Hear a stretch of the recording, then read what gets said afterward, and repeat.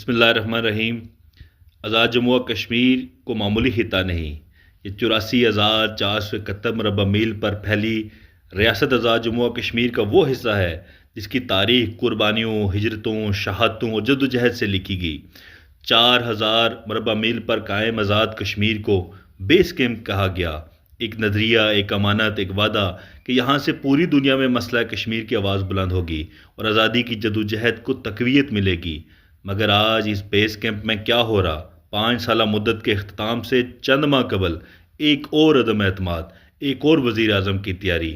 یہ چوتھا ہے یا پانچواں لانے کی بات ہو رہی؟ کیا اقتدار ایک کرسی کا کھیل بن چکا؟ کیا اس منصب کی کوئی توقیر باقی رہ گئی؟ کیا یہ وہی ریاست ہے جس کے لیے ہزاروں لوگوں نے جانوں کا نذرانہ پیش کیا؟ میں سمجھتا ہوں کہ ہم اس دین کے ماننے والے ہیں جس میں وقت کے خلیفہ حضرت عمر کی حکومت ہزاروں میل پر قائم تھی، اور وہ فرماتے تھے کہ اگر دریائے فرات کے کنارے ایک کتا بھی بھوکا مر گیا تو عمر سے پوچھا جائے گا۔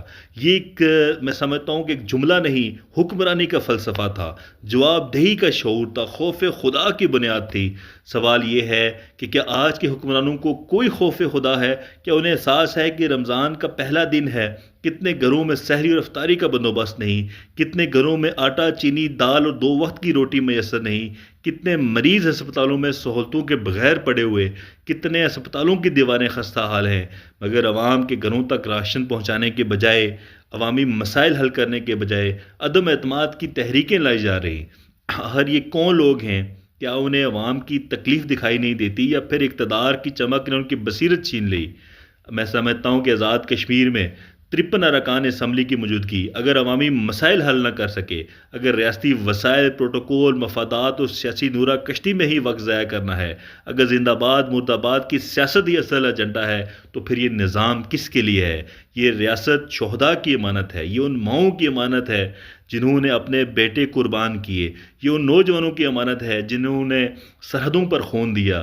اس امانت کو اقتدار کی رسا کشی کا میدان بنانا ظلم ہے، ناانصافی ہے، اور تاریخ کے سامنے جواب دہی کا باعث ہوگا۔ اس لیے میں سمجھتا ہوں کہ وقت آ گیا ہے کہ ایک سنجیدہ مکالمہ ریاست کے اندر جو ہے وہ شروع کیا جائے، ایک مختصر، باوقار اور غیر سیاسی وابستگیوں سے بالاتر صدارتی نظام پر غور کیا جائے۔ ایسا نظام جہاں تعلیم یافتہ، دیانتدار اور غیر متنازع قیادت ہو، جہاں پالیسی کا تسلسل ہو، جہاں ریاستی وسائل عوام کی فلاح پر خرچ ہوں، جہاں 19 جولائی اور 24 اکتوبر کے اعلانات کی روح زندہ ہو۔